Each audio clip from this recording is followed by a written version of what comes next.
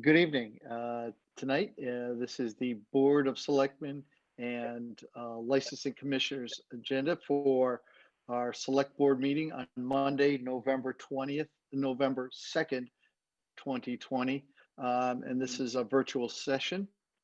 So pursuant to Governor Baker's March 12th, 2020 order suspending certain provisions of the Open Meeting Law, GLC 30A, Section 18, and the Governor's March 15th, 2020 order imposing strict limitation on the number of people that may gather in one place. This meeting of the North Andover Board of Selectmen will be conducted via remote participation to the greatest extent possible.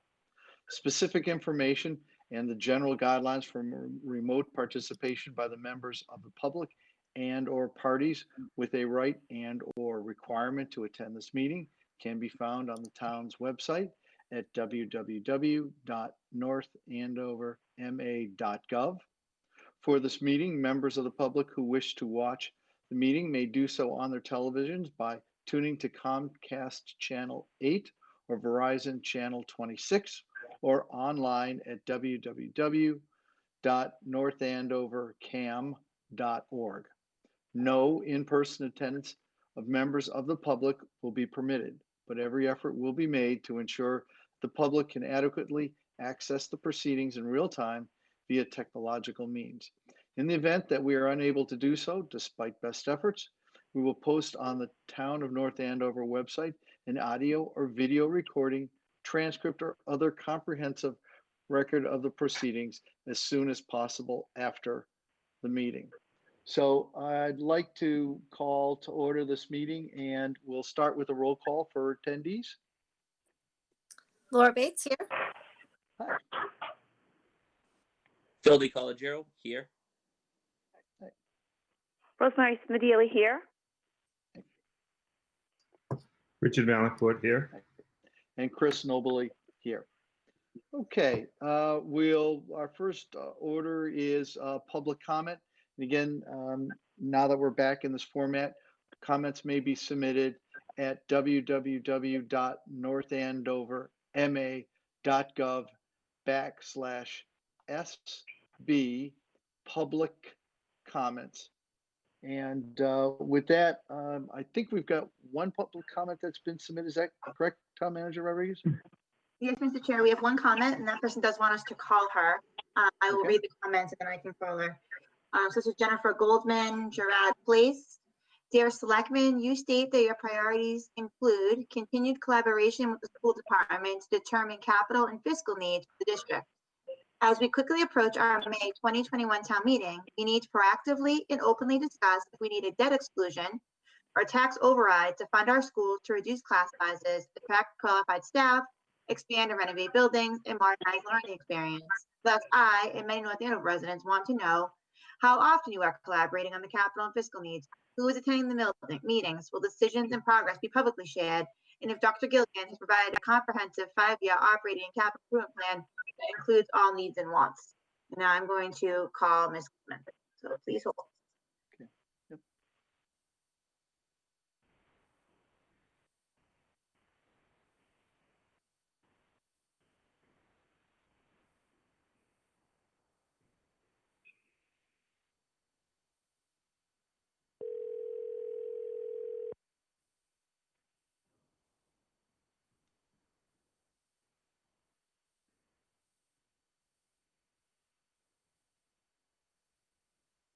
Hello? Yep, this is Jennifer Goldman. Hi, Jennifer. This is Melissa Rodriguez, the town manager. How are you? Fine, thank you. I hear you reading my comment already, so then there's no need for me to read it. Okay, you don't want to add anything else? No, I thought I was reading it live. So now that you're reading it, we're good. Okay. All right. Thank you, Jen. Thank you.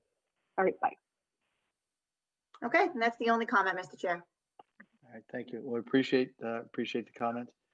And with that, let us move to public hearings. Again, because we're remote, pursuant to MGL Chapter 166, Section 22, public comments may be submitted to www.northandoverma.gov SB public comments. And with that, I just need a motion to open up our public hearing, please.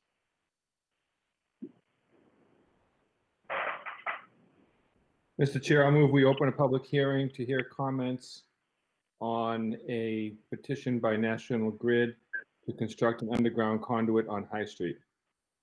Thank you. Mr. Chair, I second. Thank you. And we'll do a roll call vote. Laura Bates, aye. Phil DiColigiero, aye. Rosemary Smedili, aye. Richard Valencourt, aye. And Chris Nobley, aye. And do we have someone on the line from National Grid to follow this through for us? Or, Yes, yes. Okay. Do you hear me, Council? yes, thank you. Okay, my name is Paul Pellegrini. I spoke with you, with the council, I believe it was last week. And this job is in unison with last week's project, which is the Avalon community that's being proposed. And as I stated last week, this is a enormous job, and to support the electric infrastructure, we're trying to make some capital improvements to the surrounding area also. And this particular piece, I don't know if you saw the sketch. Mhm. We're eliminating, per the town's request, to try to eliminate overhead lines and put them underground where possible. And that's exactly what we're doing here, taking some high transmission lines, taking them down into a manhole, proposing to put a 6-inch conduit or pipe, if you may, under High Street, and be underground, and come up on the other side in the right of way, and we'll eliminate those overhead crossing of High Street with the high tension wires. They'll be all underground. Great. I appreciate that. Okay. Any questions from the board regarding this? I think we kind of chatted about this at our previous meeting, correct? Maybe just a refresher then, when is the work supposed to be done? I think once all these petitions are completed, I'm not too sure on how many more are left. The work will commence probably sometime in the winter. I would say February or March. So will this use, maybe you said it, but I didn't hear that. Will this use directional drilling? Or will it tear up the street? I think they're going to open up a 12-inch trench and put the pipe in. Okay. And that can be done in the winter without, and that can be restored back to. Right. It'd be restored to town specifications. It'll be done by a contractor, so be all done under specifications and inspection by National Grid. The town can have an inspector there too if they care to.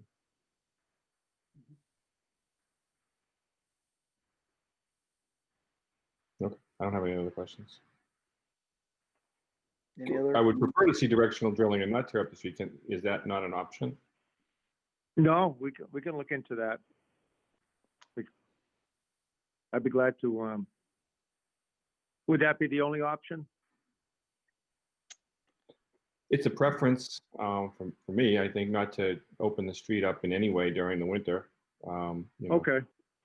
Right. It's only one crossing, right? I agree with that, with Selectman Valencourt. It's a tight area. It's a lot of stuff going on that it would be better if it wasn't done in the middle of the winter, but. Yeah, I don't know what the schedule is for Avalon. If this can be bypassed and the rest of the Avalon infrastructure can go ahead and they can start their construction of the community, I'll definitely bring that back to the project manager. It will get back to you. if you want to get specific with the approval, just saying it can't be done between January and March, or if you want to do that, that'd be fine too. Okay. Or use. Or do direction. Yeah, we could say do not open the street between January and March with a cut and cover type thing. It would have to be directional drilling if it's done between those. We could make it like a stipulation like that if you care to. Well, maybe I can ask the town manager or the assistant town manager if do we have any restrictions on when streets can be opened and work done and then repaved during the winter months? So often we do not allow the streets to be opened in the winter. There is conditions that have been built in to the agenda that from the town engineer to I think address some of the issues that you're thinking of. I think we always prefer if they can drill underground and not open up our streets because we'll end up basically with a trench. But I think one of the reasons why he included in his conditions that there could be additional trench restoration for up to 1 year is because of the fear of having the trench fail over. So what we do allow to work, we do require 1 year of trench restoration and do the type of things that you're thinking. Okay. Okay. We can question. We could possibly make a stipulation if it's going to be done in the winter months. It has to be directional drilling. Could we do that? And I think that's reasonable. okay, and then we'll let the project manager. Maybe he could. I'm not the project manager, but the project manager could maybe juggle things around and do other, let's say, overhead aerial type work during the winter, and then save this for last, maybe the springtime or whatever. We could do that. Give him some flexibility. Okay. I mean, I'm good with that. We can condition the motion to say that the work complies with North Andover's guidelines for opening the street during and not opening the street during winter months, or to use directional drilling. I think that's fair. Yeah. Okay.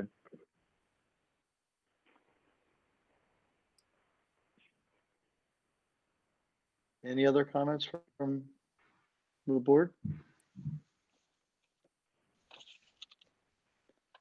Do we have any public comments coming in regarding this? There is no public comment, Mr. Chair. Okay. Well, with that, then I'll hear a motion then to close our public hearing. Mr. Chair, I'll make a motion to close the public hearing for National Grid to hear comments on a petition to construct underground conduits on High Street. Second. I'll second that. All right. And if I have a roll call vote, please. Laura Bates, aye. Phil DiColigiero, aye. Rosemary Smedili, aye. Richard Valencourt, aye. And Chris Nobley, aye. Okay, and that closes our public hearing on High Street. And to that, governmental reports, and we've just got one, but it's a fairly significant one. So Melissa, I'll turn this to you. Thank you, Mr. Chair. Both Director LaGrasse and I are here to give an update on COVID. If it pleases you, I'll have him start with a brief overview of the numbers as well as the executive orders that were approved today, and then I can talk a little bit about where we are with Andover. Yeah, go ahead, Brian. All right. Hi, everybody. Great to be back again. Hopefully you guys aren't getting sick of me yet. Oh, never. Quick update on the numbers. First thing, our local numbers, as you guys have probably seen, have started to creep up a little bit. We have, as of today, we have 57 active cases, 7 of which are higher education. Over the past 2 weeks, we've seen about a total of 89 new cases. 22 have been from higher education. Obviously, this is consistent with what we're seeing throughout the region. I'm in constant contact with the regional health directors. We're comparing our numbers and what we're seeing. This is a trend that's all across Massachusetts at this point. We have noticed that about 90% of these numbers we're seeing are family clusters or congregate living. So families, dormitories, long-term care, jails, things like that, where people are living really close together. We've seen a huge spike. More people are inside now. More people are out and about and bringing it back to wherever they're living. We've also seen a shift to the younger population as well. So from teenagers up to 40, we've seen a dramatic increase in cases in those age ranges. Testing rate has gone up to about 1.8%. If you remember, probably about a month ago, a month and a half, it was down to 0.8%, which is really good. Granted, testing is also way up, but that's why we're seeing a dramatic increase in our overall numbers. Testing is up, and the positive percentage rate is also up. So we're at the point now where we're doing, as a state, about 70,000 tests a day. That includes all the colleges, all the institutions, all the schools, and the amount of stop the spread sites throughout the entire state. So that's really good for testing, tracing, and tracking. The governor did do a press conference today. He did do a new executive order. He went through a few different things today. And basically, I mean, one of the things that he said in this press conference, which was really good, he did talk about schools and businesses and the economy. I think he mentioned schools not being a dramatic spreader, which is really good. So me and my colleagues have been looking at this very closely since the beginning of school, which is good. I want to just make sure that the procedures were in place. There weren't any gaps in what they were doing. There weren't no breakdowns in their procedures. No one has seen in-school transmission, which is awesome. I think it's such a controlled environment where the kids are doing what they're told and they're monitored constantly. It's after that, it's after school, weekend gatherings, things like that, that we're seeing the increase in transmission. So that's definitely something to note. And so the governor is trying to target this particular stuff, which is what he came out with today. So the trickiest part that I think is you're fighting human nature at this point. People want to get together. People want to do things. We've been doing this for a long time. It's literally fighting human nature, which is the hardest thing. So he did a stay-at-home advisory from 10 p.m. to 5 a.m. He did a mask order for anybody over the age of 5 who's out in public, inside or outside. Gathering numbers have been reduced to 10 people inside and 25 outside. And then restaurants, indoor recreation, all has to end at 9:30. So so workers can get home by 10, which is the stay-at-home advisory order. So this starts this Friday night at 12:01. I'm going to see how that goes. We will be monitoring it. We will be trying to do every piece of education we can on this and talking to businesses and people in town. So that's the new order as of 2:30 today. Brian and I were breathlessly watching it together, trying to figure out on instant message, trying to figure out what he was going to say. We're very excited. Yeah. So this is where we are now. But we'll be doing a lot of education. We did our first update today, letting people know that this change is coming, and that we're going to have to buckle down and continue to buckle down if we want to try to start seeing these numbers go down. They're also rarely encouraging people to go and get tested. And so, one thing I saw recently, we're saying that people should take advantage of the Stop the Spread sites as often as twice a month. And so, there is quite a few sites in Lawrence, Methuen, Haverhill that are all free. You don't need to be a resident of those cities or towns to go there. You may wait a while in line, but it is free, and we're seeing about 18 to 24-hour results. So I think they're moving much quicker than they were about 3 or 4 months ago. So, and then on the Andover front, Town Manager Flanagan and I have come to an agreement regarding the Merrimack cases. And basically what will be happening, yes, we're very excited, right down to the last minute, but we did it. Starting on Saturday, this next Saturday the 7th. So basically we did it that way so that it will be the start of a new map. Andover will be taking all of the cases for anyone that resides in Andover. So we basically went through with the college and figured out which dorms are in Andover and which dorms are in North Andover. So Andover has O'Brien, Monacan, the St. Thomas Apartments, the St. Anne Apartments, the townhouses, and South Residential Village 1 through 5. When we get a lab back from Maven, it's noted within the lab what dorm the person lives in. So North Andover will, starting on next Saturday, assign the people who are in those dorms to Andover. If there's any doubt about where a student lives, we will confirm with Merrimack College and we'll get it in writing so we can all be sure. And we'll continue to work together on contact tracing of Merrimack students as needed, because we have been doing that anyway. They've been assisting us, and now we would assist them if they had an issue in one of those dorms. And so I'm very pleased. I'm very happy that Town Manager Flanagan has been so cooperative and such a good neighbor to us. And I'm looking forward to November 7th. So that's where we are.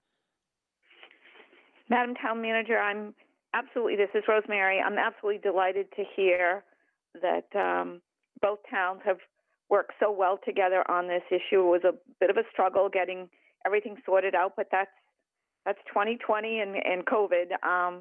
But it's very good news.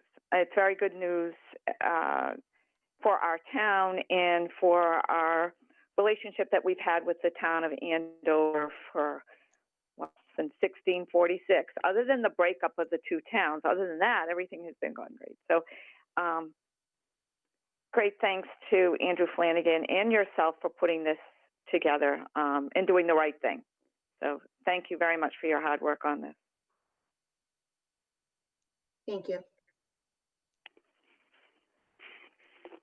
Well, and I think this is going to be valuable for us going ahead. We don't know what the winter is going to bring.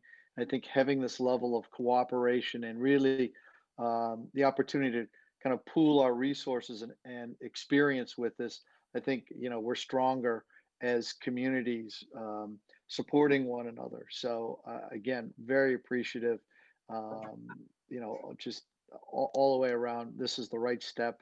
And, in the middle, Merrimack needs to uphold their end of the bargain too. And I think this also makes it easier and clearer for them in terms of accountability and going forward. So I think that's the other benefit to this. So thank you. Thank you, Melissa and Brian.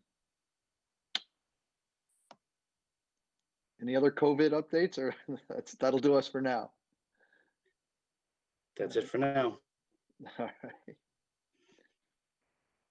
Any other questions for Brian while we've got him before he, goes to the next thing, right? Yep. I do have one question, something along the lines that our town manager just stated, that encouraging everybody to get tested and get tested frequently. So I just want to be clear for those who are listening at home. So it makes no difference at all if you're feeling sick or ill, or that you're still encouraging people to regularly get tested, no matter, again, how they feel or their concerns. It's just a good thing to kind of know where we stand. Is that what we're trying to do, or am I misunderstanding that? No, I think if you've been out and about and you feel like you've been somewhere where you may have been exposed, whether it was you went to a gathering that had too many people, you felt uncomfortable, or there was a big crowd at the pharmacy or grocery store, it's free. It's right down the street. Fill out a quick questionnaire. You get your results online. It's extremely easy and quick and efficient. So I think to know is better than to not know, because we're seeing a lot of asymptomatic spread between family members because they don't know they're sick. They don't have any symptoms. They come home, they're coaching hockey or softball, whatever. They come home and then it spreads throughout the entire family. So that's what we're seeing. We're also recommending to people that if you do go and get tested because you were exposed, to isolate yourself from your family until you get your results back, because there's that lag time between getting your tests and then getting your results, that you are at home, you are with your family, you are having dinner, you're taking care of your kids, things like that. So we are seeing that transmission and that slight period where you get tested and don't know to when you actually know, then the other family members have been exposed and do actually contract it. So we definitely advise getting tested as often as possible, and if you feel like you've been exposed in any way. And to reiterate what you and the town manager said, it's free. It's free. Yep. So, okay, because I think it was could be a little bit confusing, thinking, well, I feel fine, why would I get tested? But that's not what the recommendation is. Recommendation is that if you're if you happen to find yourself in a high risk area, or just, Yep. just not feeling quite yourself, or know someone you maybe have been in contact with, you should definitely go and get tested. Yes, Okay, great. Thank you, Brian. sure.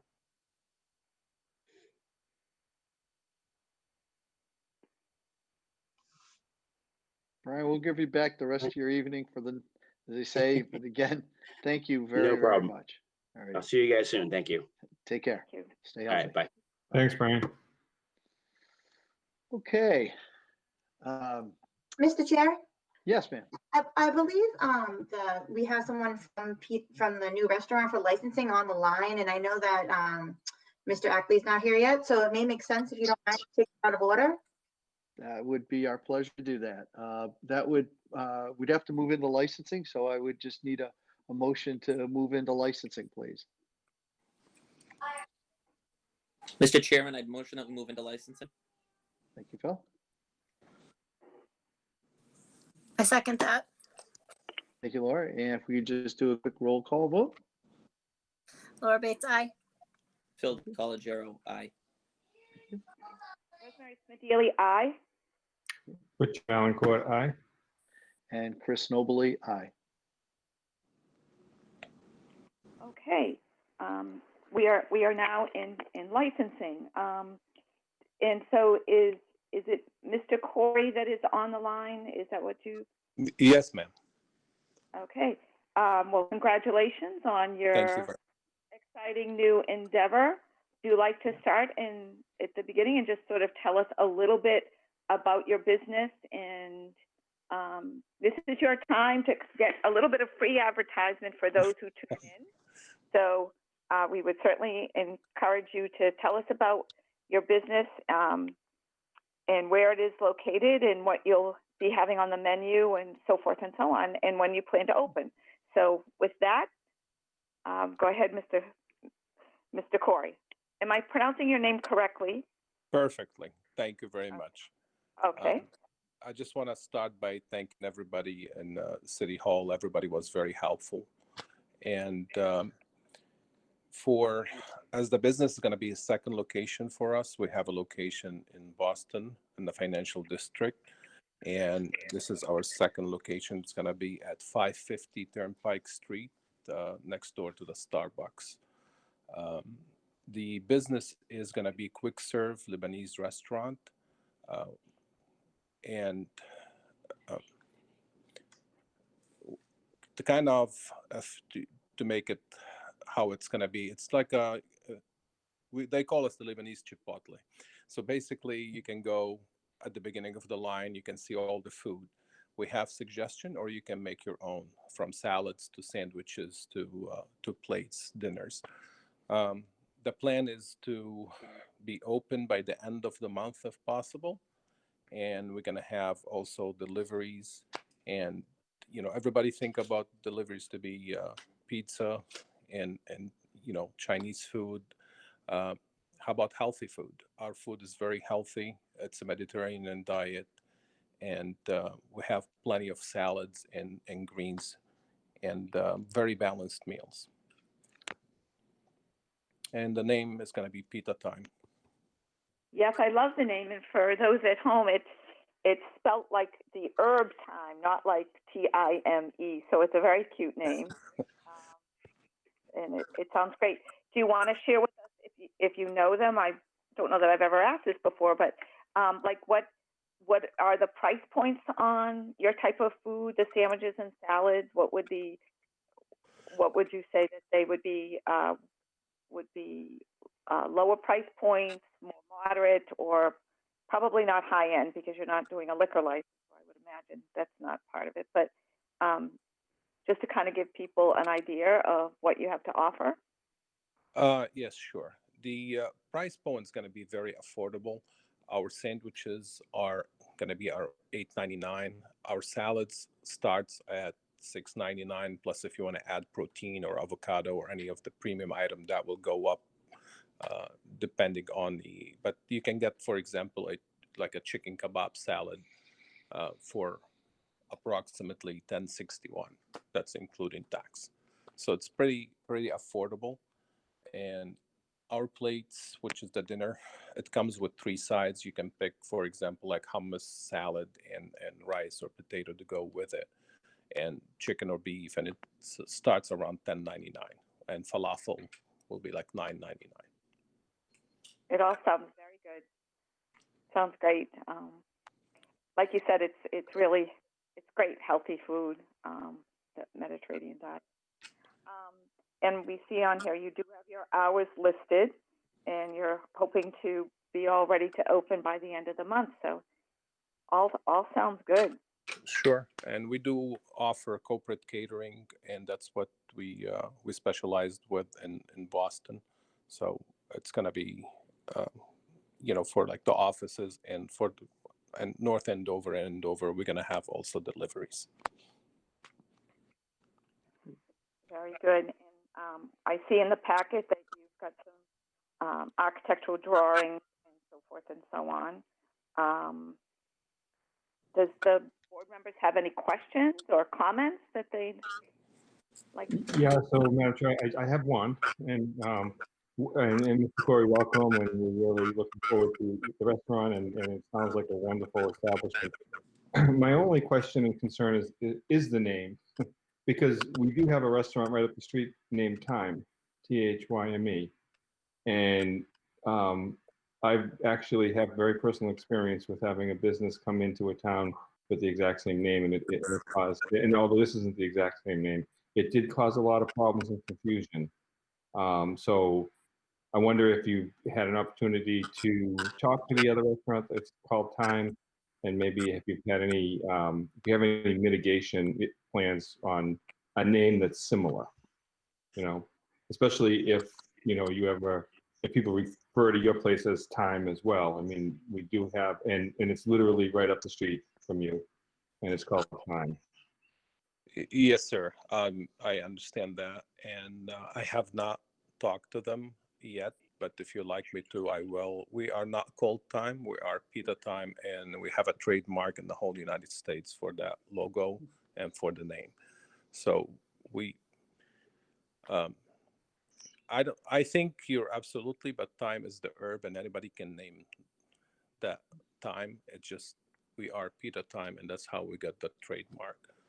Okay. I mean, I'm just looking out for our existing businesses. I think, as I said, I've had personal experience with it, and it wasn't pleasant. So, and for both establishments, the new and the old, because they both had issues. So, just want to make sure you're protected as well. So, maybe a conversation with them, let them know you're coming, and and agree early on that if you get calls for one or the other, that you make sure you redirect them. If you're hearing they're asking for sushi, they're calling the wrong place. Absolutely, and I do appreciate that. It kind of protects them and protects me. Actually, I'll do that tomorrow. I'll stop by, introduce myself, and tell them exactly what we're going to be called. And I would appreciate that. Thank you, Chef. Yeah, that would be great. Yeah.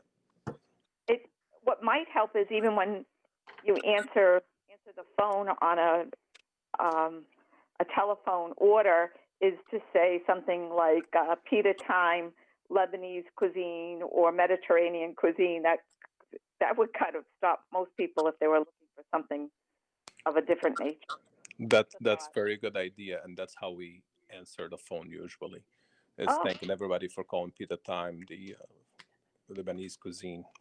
So I think that will eliminate some of the confusion, but definitely it's a good idea to meet the people at Time. And like I said, I'll stop by tomorrow and introduce myself. Great, we appreciate that. Thank you. Thank you. Do we have any other questions from the board, or Mr. Corey, do you have any questions of the board? No, thank you very much. Like I said, everybody was very helpful at the city, and I really appreciate it.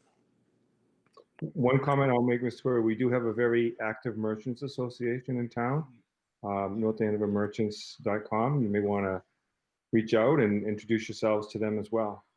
They do a lot to help out the local businesses and get the word out there that new businesses are in town. Definitely, I will. Okay. So not hearing anything from anybody else, I believe everything is in order. And I will entertain a motion. Madam Chair, I'll move approval of the license, the common victular license and entertainment license for Eli Corey, doing business as Peter Time at 550 Turnpike Street, North Andover. Second. Do Chris, we have a motion? Do we have a second?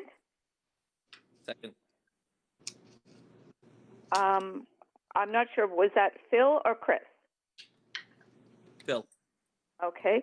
So we have a motion and we have a second. Any further discussion? All those in favor say aye. Laura Bates, aye. Phil DiColigiero, aye. Chris Nobley, aye. Richard Valencourt, aye. And Rosemary Smedili, aye. Congratulations, Mr. Corey, and welcome to town. Thank you very much. I appreciate your time. Thank you. Looking forward to trying your products. They sound great. Thank you very much. Looking forward to see you there. Great. Thank you so much. Thank you. I believe that's it for licensing. I'll entertain a motion to move out of licensing. So Motion to leave license. I'll second Mr. Nobley's motion. Okay, we have a motion and a second. All those in favor say aye. Roll call vote, please. Laura Bates, aye. Phil DiColigiero, aye. Chris Nobley, aye. Richard Valencourt, aye. And Rosemary Smedili, aye. We are now out of licensing, Mr. Chair. Thank you very much. And nice to see a new business open up in town. It's a good direction. Yeah, how about that? We do eat quite well in the town of North Andover. We have great places to go. And so back to our new business. We need to vote on our National Grid petition to construct the underground conduits on High Street, and as a follow-up from the public hearing.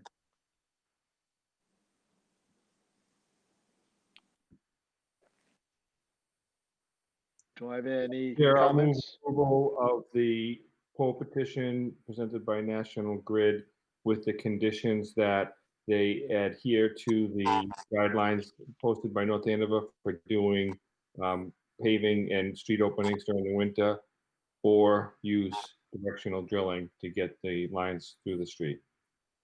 Thank you. Second. Great. Roll call vote, if we would, please. Laura Bates, aye. Phil DiColigiero, aye. Rosemary Smedili, aye. Richard Valencourt, aye. And Chris Nobley, aye. And with that, we have a 5-0, and this passes. So we're good. Mr. Chair, All right. Mr. Ackley, Yes. just starting in Andover. Apparently they had a long discussion about COVID first. So he will be joining us as soon as he finishes. So maybe we could take the rest of the agenda and see if we can fill that time a little bit till he joins us. All right. So maybe our fiscal 22 budget policy statement could entertain us for a while. Yes, so this is obviously it is required by the charter that we go ahead and do this policy statement every year. And what Laurie and Lynn and the team have done is gone ahead and inserted many of the goals, particularly ones that have a budget orient into this policy statement. One of the things you'll see that's a little bit different this year is, typically we get right into talking about the goals, but we did add just a couple of lines about recognizing that the fiscal year 22 budget season is going to be unique and have challenges within it that are going to be different than I think we've ever seen. And that we're going to be really working to anticipate those, but that it may just be a different year from what we usually would be doing, right? And we want to get that out there kind of early on so people understand that things are going to look different as we move along. So we went ahead then after that and started inserting all of the different goals in. As you can see, we talk about the financial goals, the economic development goals, the neighborhood enhancement goals, community development goals, public safety, and government philosophy. And Laurie did a great job of taking the different goals that you all created during your goal session and inserting them into the categories. And then we went ahead and added in all of the financial reserve policies. And then finally, we went ahead and updated the reserve fund balances for what they would look like after the fiscal year 21 transfers. The only thing I will say about this is that if we do end up having to make a transfer from stabilization, so if, for instance, we have COVID costs, because we all know the CARES Act funding expires at the end of December, and then we're going to be needing to use reserves in order to supplement some of that. If we end up taking from stabilization, it may not make sense to transfer in as well that year, right? Because it's kind of a double hit. Something we'll talk about more as we move through the process. I don't anticipate we will need to go to stabilization. But in the off chance that suddenly we have some huge unanticipated COVID expense, if that happens, that one could change slightly. Other than that, it's pretty standard from what you are used to seeing within this document. We are just getting started on the fiscal year 22 budget. So the capital applications have just started to come in, and I will be reviewing those over the next week or two. And then the budget papers go out around the second week in November. We'll be doing our forecast in December. And as we all know, we're hoping to do that as a tri-board meeting this year with the finance committee and the school committee. And so that will be different and exciting and big. So we'll look forward to doing that. But I think will be a really good step for all of us as we're kind of moving into an unforeseen budget season. And then also at your next meeting, we'll have the tax classification hearing. And that will be a good indication of where our values are going as well. So, you know, really in its infancy, just getting started, but this is the first step in our budget process for fiscal year 22.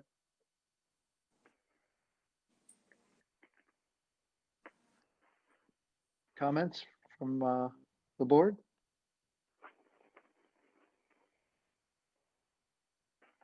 Other than it, I think as the town manager has said that it's nicely done, touches upon a lot of the board's concerns and, you know, other members of the community. And I think it's a good document. But I agree with you. We really don't know what's ahead. We've held our own pretty well so far, but it's been a tough year.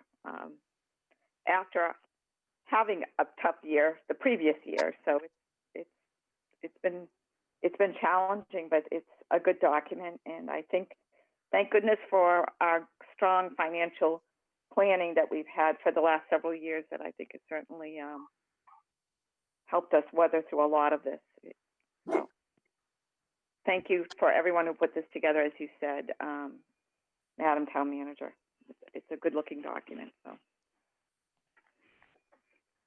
I agree. Our conservative nature of budgeting certainly has saved us in this year when a lot of other communities have really suffered. So we should be applauded for that. I think the other thing. Thank you very much for putting this together. You know, obviously, this kicks off our budget season and starts us down the road to town meeting. So great to have this out there and get that whole process started.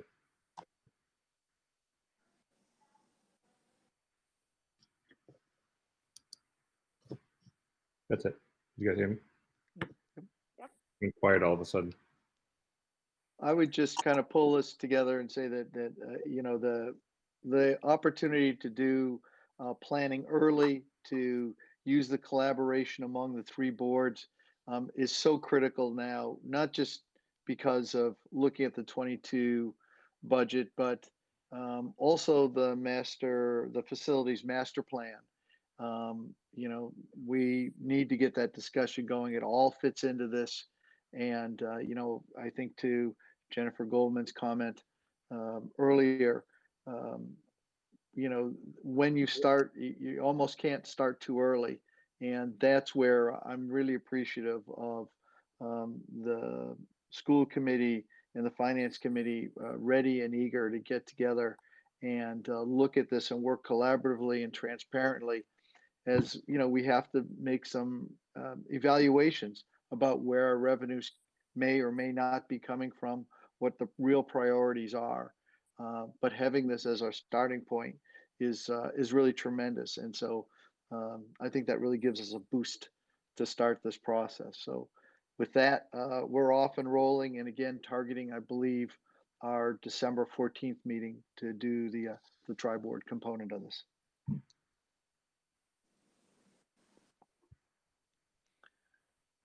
All right. So that covers us to that. We're still waiting on Eversource. What? So they started there at 7:38. So they're keeping me posted. Okay. We don't need to take any action on D, the health letter. We can refer that back. So we don't need to do anything on that. But we can move forward with the rest of the agenda and then circle back. All right.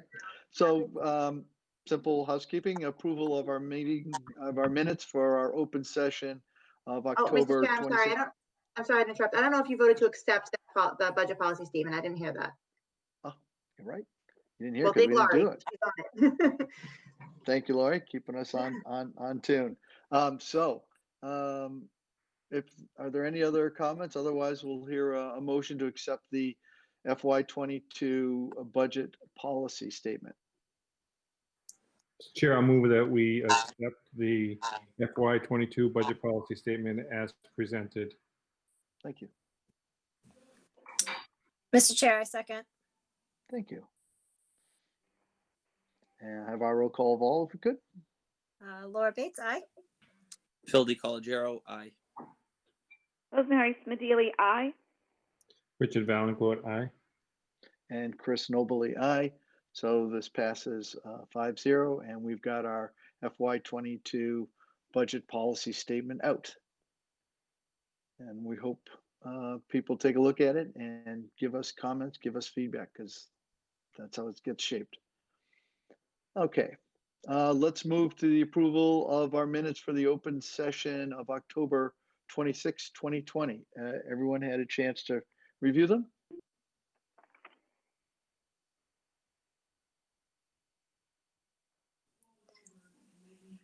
Mr. Chair, I move that we approve the open session minutes of October 26, 2020 as presented in the agenda. Thank you. I'll second that. Appreciate that. And a roll call vote, please. Laura Bates, aye. Phil DiColigiero, aye. Rosemary Smedili, aye. Richard Valencourt, aye. And Chris Nobley, aye. Approve 5-0. Let's move on to our consent items. We have 5 appointments tonight. So appointment subcommittee, you folks have been very busy and cover the full range from aging to sustainability. So please fill us in on our appointments. Thank you, Mr. Chair. We have, like you said, 5 appointments tonight, 5 great candidates to fill 5 different boards. And Joe Nahill is a longtime resident, retired, and has been pretty active at the senior center, volunteering. And we think that he'll be a great addition to the Council on Aging. And then we have George Hadiganis, who will be joining the Sustainability Committee. And in his job, he does a lot of work with sustainability. I don't know, Phil, do you remember where he works? I forget. Converse. Converse, that's right. So when that's part of what he does at Converse. And we think that he'll be a good addition to that group for sustainability. We also have Bill Diadamo, and he'll be joining the Cable TV Advisory. He's a lawyer and has a lot of contract negotiation background. So he will be a good addition to that board. They're looking forward to having a lawyer on that committee as they head into some negotiations with the cable in the town. And then we have Tim True, who will be joining the Neighborhood Conservation District. Longtime resident, active member in the community, and he's a resident of Mechanics Village. And I think we both think that's important to have residents on that committee.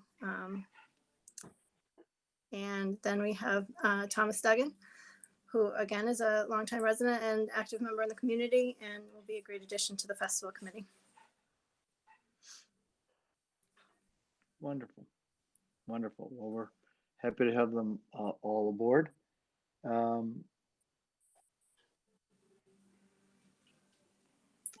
We don't need to vote to this. We need a roll call vote, right, on this. So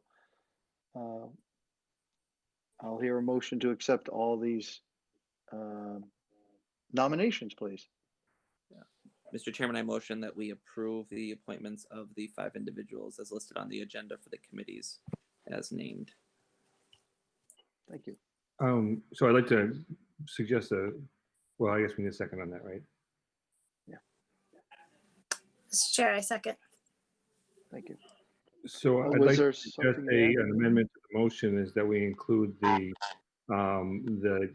termination date of those, so the term date, I guess, the term end date for each one of those positions. Mhm. I would accept that amendment. So do we know what those are? I mean, they're not written on the. They were listed in the executive summary. Lori, I know that you just sent me a note with the general expiration dates. I suppose we could just say with the dates as mentioned in the executive Do you want me to read them? I was going to say if you can, because I don't know how those boards sync up with the staggered terms. Okay. Joe Nahil will be June 30th, 2022. George is June 30th, 2023. William would be June 30th, 2022. Tim would be June 30th, 2022. And Thomas would be June 30th, 2021. I would accept those terms and have them read into the minutes for Thank you. the record. Thanks for picking up on that, Dick. Appreciate it. I think we had a motion and a second, so we'll just have our roll call vote, please. Laura Bates, aye. Phil DiCollegiero, aye. Rosemary Smedili, aye. Richard Valancourt, aye. Chris Nobley, aye. So all these folks, welcome aboard. We appreciate it. And yeah, Dick, got to turn to you. You are the expert in the hand advising. Thank you to all of our town volunteers, new and old. It really is what makes our town such a great place to live, work, play, and learn. So we really appreciate the work of all our volunteers, and especially those who are newly joining. We really look forward to working with you, and thank you for allowing us your time to make this town yet a better place. So thank you. Thank you. That's great. Town Manager, I see that our guests are now available. Mr. Chair, it looks like all of our new friends from Eversource have joined us. Okay. So we do have Mr. Bill Ackley, who's the president of Gas Distribution, who I see there. And I'm sure he can introduce everyone else for us as well, though we have a lot of familiar faces who have stayed on from Columbia Gas who are joining us too, which is great. Yeah, thank you. Thank you very much. It's our pleasure, and I much appreciate the invite to join you this evening. My name is Bill Akeley. I'm the president of Eversource's gas business, and we figured it'd be nice to do a little intro. As of October 9th, we gained all the approvals and went live as the new responsible operator of the legacy Columbia Gas of Massachusetts natural gas system and operations. So we've been at it for a couple weeks. I think we just wanted to touch a couple quick points. And again, make sure you realize that the name will change, but we will be very connected to North Andover, as you have seen in the past, and we'll continue to see. But essentially, we understand our responsibility to deliver safe and reliable natural gas to every customer, every community we serve. We take that responsibility as our kind of rite of passage. We were interestingly called upon to respond to the Merrimack Valley incident. The administration called us in to take over the incident command and run the early response to the event. So firsthand, we saw the devastation. In my 38 years, I've never seen anything like that before in my entire career. So it left a lasting impression on me, my team, and obviously the communities that were affected by it. And we know we have a lot to do to get back to any place where we're trusted and confidence in our product is restored. And we'll work very hard at that. Since Merrimack Valley, we've changed a lot of protocols, the way we do work. We also have worked very hard across the industry to engineer out the ability for that event to ever happen again. So a lot of work has been done. A lot of work continues to ensure that is the place we end up. You know, we have a lot of work to integrate Columbia Gas's legacy operations into Eversource. We've deployed a new management team to run the day-to-day, joined up with a lot of the leadership from Columbia Gas and experience there. So there's a lot of folks focused on the transition, making sure we do the right thing day in and day out. We have a settlement agreement with the department, requires us to do a full detailed safety reliability assessment of the entire Columbia Gas and Mass infrastructure. And we'll have responsibility report out on that in September of 21, which will guide us as to investments needed to continue to ensure its safety and reliability. So a lot's going on. You know, we're involved in a lot of transitional items. We bought the assets. We did not buy the systems or processes. So we had to stand up kind of unique arrangements to work through the integration. But Eversource is a local team, and myself, all the leadership are all a quick drive from anywhere we serve. Our dispatching, gas control, all our core operations, all our engineering talent, everything is right here in the region, which is great for everyone.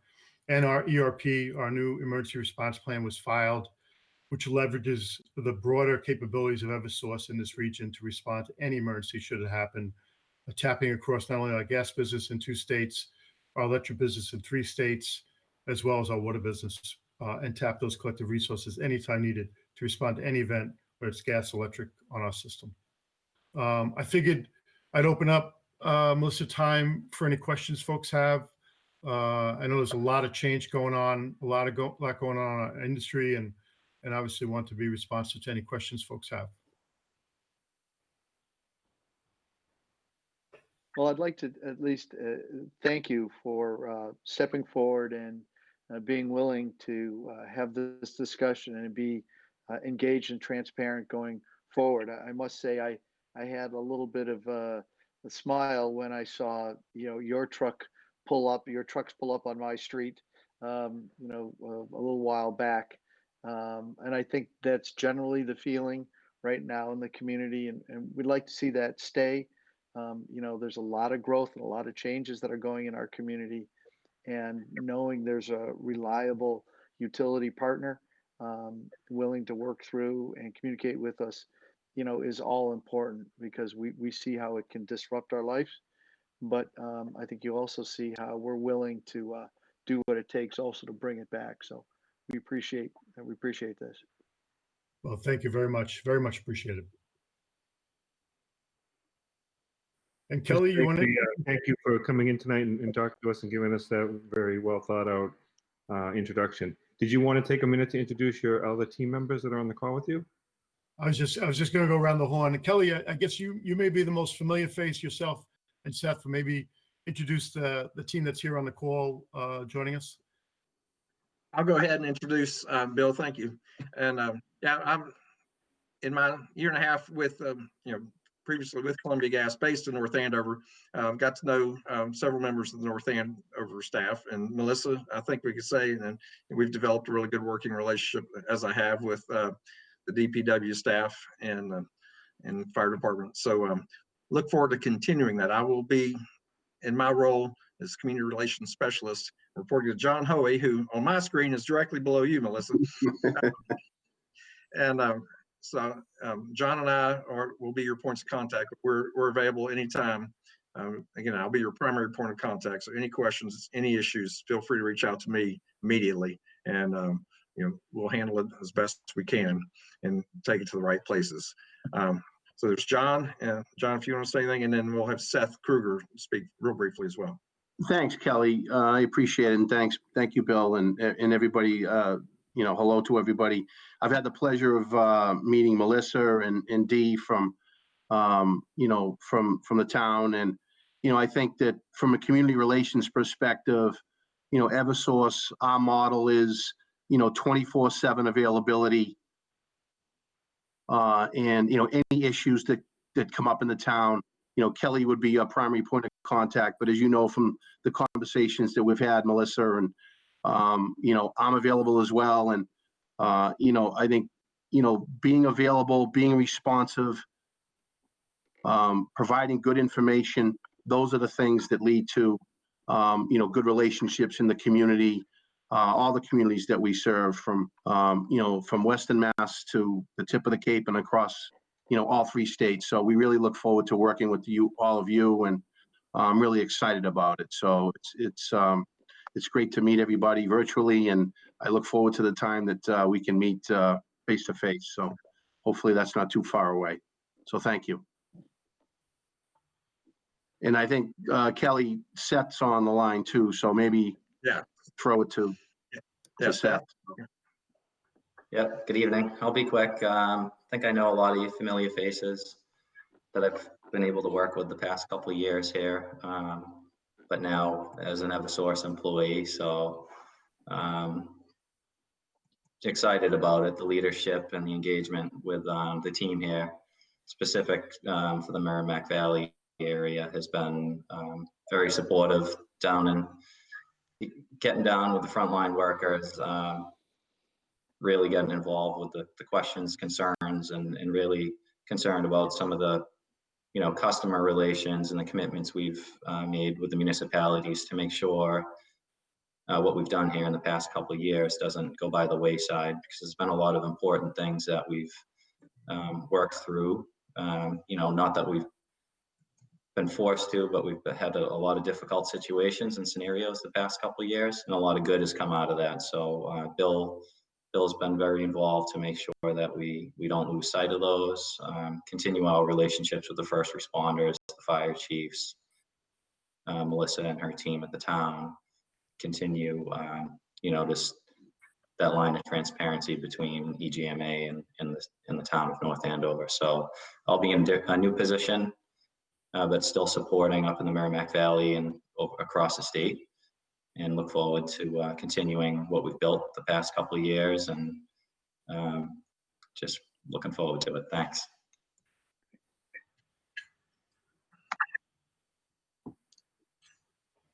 Mr. Chair, if I could ask a question of Mr. Akeley. Please. So, Bill, you said that you were going to be doing, and I believe you said you'd be doing an assessment of the infrastructure, and we'll be coming out with a report next year, I believe September 21. So can you maybe walk us through the scope of that? I mean, obviously we've had a lot of work done in this area following the crisis, the gas crisis. Will all of that be in scope for your assessment? And I guess my question is really, is that a potential that we may have to, if where you try, when you decide where your investment's going to be, is there a potential that there might be something going on back in those areas? Because as you know, we've been through a lot there, and just would like to understand the scope of what the assessment would be, and where the potential work areas would be. Sure. I mean, great question. I mean, the 43 miles of restoration work that was done in response to the event has been vetted through lots of reviews. So, arguably that's a brand new infrastructure, and, probably one of the least of our concerns. We have a lot of aging assets. We have end of life liquefied natural gas plants. We have, leak rates we'll be looking to address, and risk profile. We still want to do upgrades on the system from a resiliency perspective. So while never can say never, but that's highly unlikely. We'll make sure we vet out all the reviews that have been done on that installation and all that restoration work. And we're very respectful of what this community's been through and the amount of work. And, Hopefully that will be probably way down the list as far as any concerns for us. And, we've got a lot of other concerns we want to address. We'll risk rank everything. This will be a very public document, so we'll be able to share the output, particularly anything within North Andover with Melissa and the leadership here. So we'll be very transparent about what that has told us and what we saw and kind of our plan of action. Great. That's good to hear. Thank you very much. You're very welcome. Mr. Chair, if I may ask a question too of Eversource. Please do. Bill, I want to thank you guys for coming tonight. I am in the impacted area and was an impacted resident. Those memories of all our neighbors they're still vivid. We all get anxious when we see the gas trucks on the street still. Although I have to say it is good to see the change in name.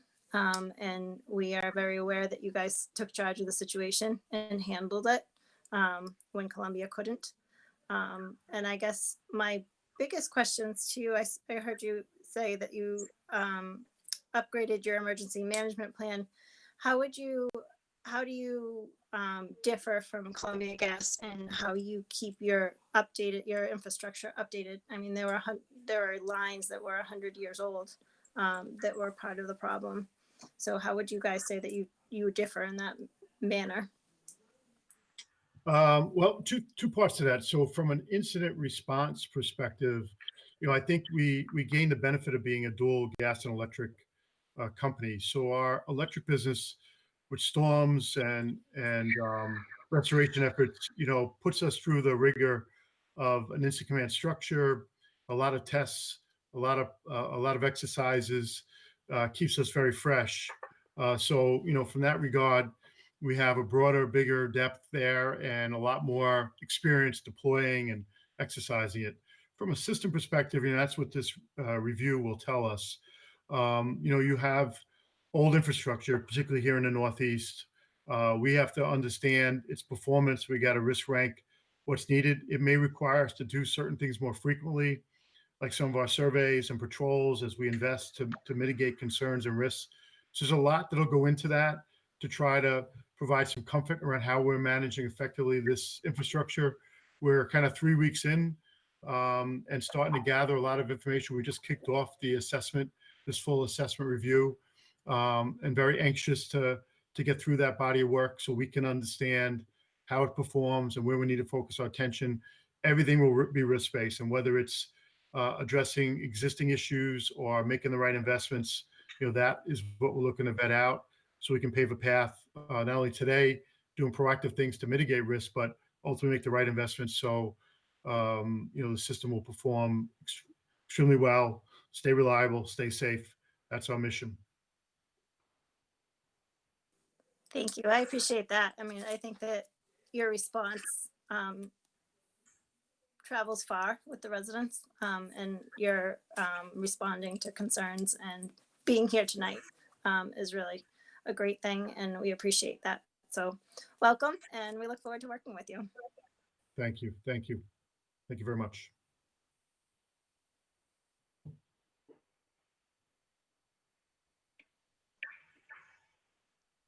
Any other notes from the board members?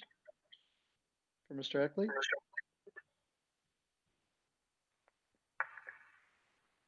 Well, with that, we'll let you get to business, as they say, literally, right? Well, thank you very much, and thank you for inviting us tonight. Thank you very much. Thank you all for having us. Thank you. All right. Well, that's a good handoff. We hope it stays that way. Next item on our agenda is old business. I don't see that we've got anything. Is there anything that we're missing here in terms of old business? No, Mr. Chair, no old business today. Okay. So we'll roll to your town manager's report. Thank you, Mr. Chair. I have a couple of quick things. So we do have some new employees. We have Taylor Andrews, who's starting in the conservation department. We have 2 part-time nurses, which we're very excited about, here to help Caroline, as well as a new part-time temporary health inspector. So we posted these positions for a 1-year period to help with COVID. And we're very excited to have those filled. We have part-time plumbing and gas inspectors that have come on, 2 public works engineering interns who are working on special projects.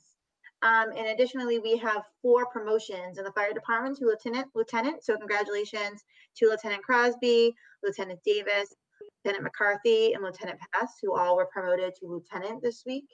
I just want to remind people that tomorrow is Election Day, that Veterans Day this year is going to be virtual. So tune in to that. I believe there's going to be a live component and a virtual component, but due to gathering guidelines, we are obviously encouraging people to participate that way. And we do have our 3 winners of the North Andover Halloween Turkey Town to Spooky Town contest, who was Kelly W., Jessica S., and the Cormier family. And North Andover Cam is out filming those houses today, and they'll be showing them on cam within the next week or so. So that was exciting. We had a lot of really good interest.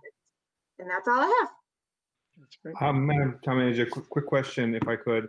I didn't see the job for IT director posted. Is that going to be posted, or are we going to go with the outsourcing for a while? So I just feel that when we had an internal IT director, it just went so well. Yes, no, so it is posted. I think we have about 60 applicants right now. Dee and I and Kathy just finished going through and making our short list and our long lists. Felt like Santa. But we're just going to be starting interviews probably. Did you say 60 or 16? 60. We have about 60 applications. Wow.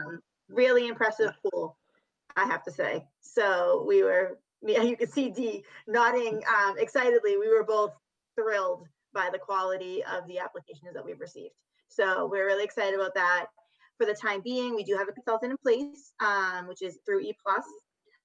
He is in the building on Thursdays, in remote on Fridays, but accessible to us for whatever we need. For instance, we had a phone line go down last week, and they were immediately in and monitoring and helping us fix things. So yeah, that process is moving along really quickly. And our existing IT staff has really Yes. stepped up and helped through some confluence of IT stuff. They've really come together and helped us tremendously. So kudos to them. Rock stars, we have said. So Great, thanks, Steve. Thanks for that.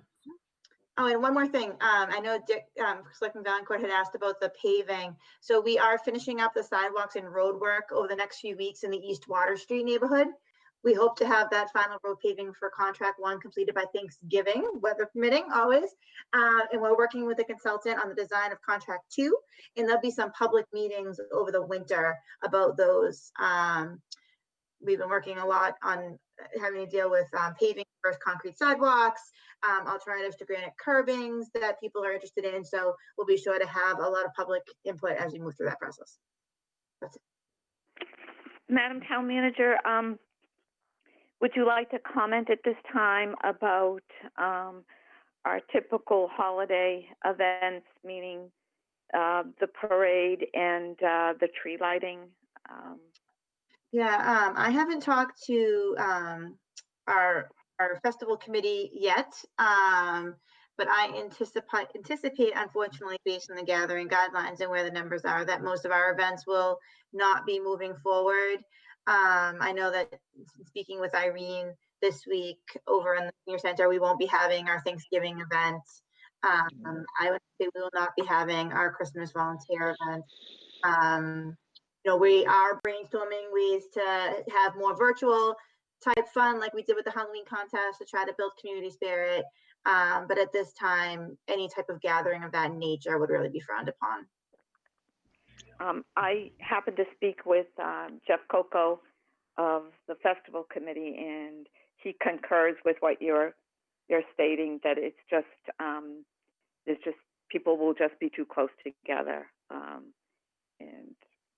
So I just thought it would be good to sort of let people know that those probably will not be happening this year.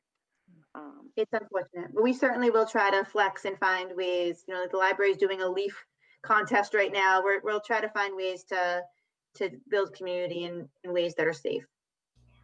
For example, they're doing the veterans meal on Veterans Day. They're just doing all delivery. versus congregating. So we're trying to find ways to still reach people who need our assistance. Okay, thank you.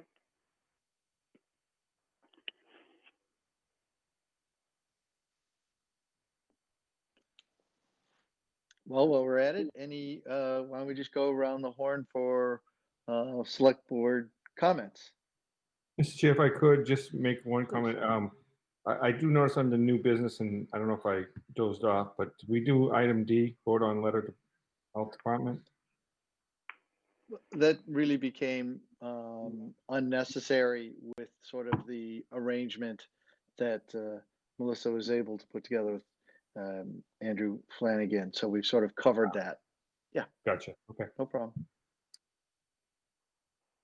Mr. Chair, I have a couple things that I would like to. Please, just, go ahead, Rosemary.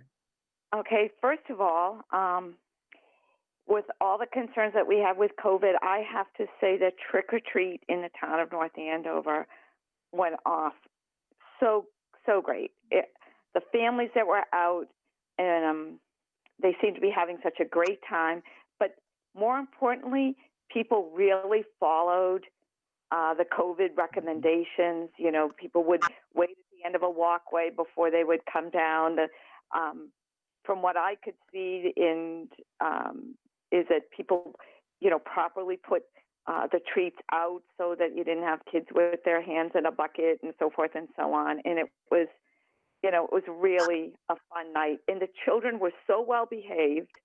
I don't, you know, I've been doing this a long time, and they all get very excited, but they were all so well behaved with the thank you and trick or treat and happy Halloween. I think they were just so thrilled to be kind of doing something fun and normal, and it was a great evening. And I did have some visitors from one of my fellow selectmen with her two beautiful little boys that stopped by the house, which was great to see them, and it really was a fun night. The next thing that I wanted to comment on, and I did mention at our last meeting, that the wreaths are an overwhelming hit, and I need to stress the word overwhelming. There will be a lot of disappointed families this year. We generally have about 90 wreaths, and I'm still getting orders in, and I'm well over 300. So I'm just sort of putting that out, that we were pretty much sold out by about the first week to 2 weeks in October. We're going to do the best we can to accommodate those that made it in time, but I just want to give fair warning that I think it's because people are home and people just want to have things that are fun and full of spirit.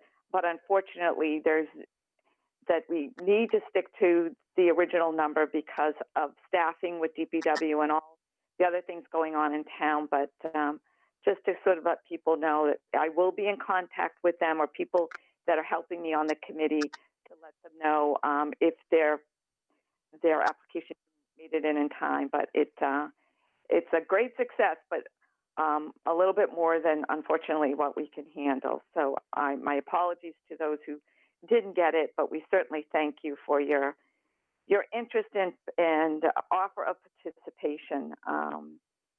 And it's one thing that we will continue with this year with so many things, unfortunately, being canceled.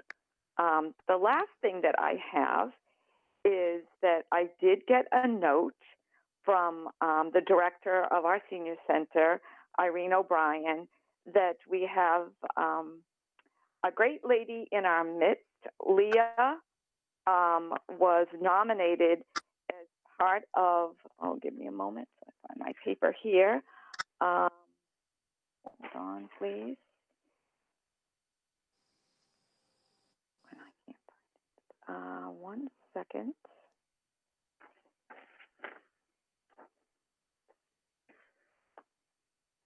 Okay, here we go.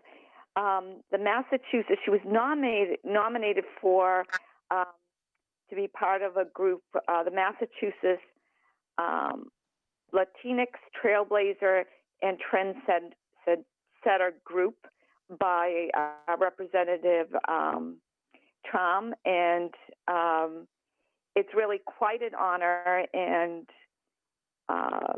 it's mainly because of the wonderful work that she does at the senior center as helping to make it to be a very welcoming committee or group, and it took the notice of Representative Tom, and it's quite an honor. So she did get the nomination. I'm sorry, who is this that got the nomination? I didn't hear the name. Leah. Leah Morse. Yes, thank you. Thank you for that. I was looking, I have all these papers scattered out with my notes. But it's quite an honor. She's very, very excited to even be nominated. And so I just wanted to share that we do have someone who, in our community, for doing such a great job, and along with the rest of the staff, just being a warm and welcoming center for everybody. And so just wanted to pass that good news along, and we wish her great fortune with me. Hopefully she gets it, but she has been nominated, and we're all very proud of her for getting this far. So, and she was totally surprised, is what I've been told. So, that's great. That's that. Wonderful. Yep, Leah works very hard there. Phil, anything to add for us? I guess my only question would be, Melissa, when the wreaths go up, will the farmers market banners be taken down and stored at the DPW building? That's what for the usually committee happens. to grab, or I know we don't. That's what happened last year, I believe. Yeah, we don't usually keep them up lingering just because. We do it because we don't want to send the DPW workers up twice in the span of just a couple weeks. Yeah. So we'll get them, no problem. We'll store them at DPW. Cool. Yeah, they'll most likely taking those down for Veterans Day anyways, to make sure that the American flags are all up for Veterans Day, unless for some reason they cannot do it this year. But that's usually the plan, that, as you said, one thing comes down and usually something else goes up. So. Thanks, Phil. Laura, anything to add? I just, to build on what Selectman Smedili said, I think trick-or-treat went really well. There were kids out trick-or-treating. Everybody was wearing masks, and tables at the end of the driveways. And, you know, we certainly weren't out as long as we normally are, but, you know, we hit the neighboring houses, and the kids were just so thrilled to be part of something semi-normal. So we appreciate everybody following the rules and making sure that it was able to take place. And then the other thing is Youth and Rec had their meeting, and they were able to secure all their turkeys for their Thanksgiving meals. And I think they said this is the 30th year that they do the Thanksgiving meals and the holiday drive. So they're securing the donations for the rest of the holiday meals, and then they're working towards getting the gift drive lists and preparing that and getting that back out to the community, so that we can support those families through the holiday season. That's it. Well, wonderful, wonderful. Well, we're almost to the next holiday here, so hopefully all will be continue to be healthy. I know we've had to take some measures, you know, in this community and across the state over the next couple of weeks. Let's do that and be in a position to meet in person. That means our community is rebounding back at that time too. Our next meeting is now scheduled for Monday, November 16th. And as I said, you know, hopefully in person, that would be a good sign for all of our community. With that, I'll hear a motion for adjournment. Mr. Chair, I move to adjourn the meeting. I'll second that. All right, and our roll call, please. Laura Bates, aye. Phil DiCollegiero, aye. Rosemary Smedili, aye. Richard Valancourt, aye. Chris Nobley, aye. And with that, we adjourn the meeting. Stay healthy, stay safe, everyone.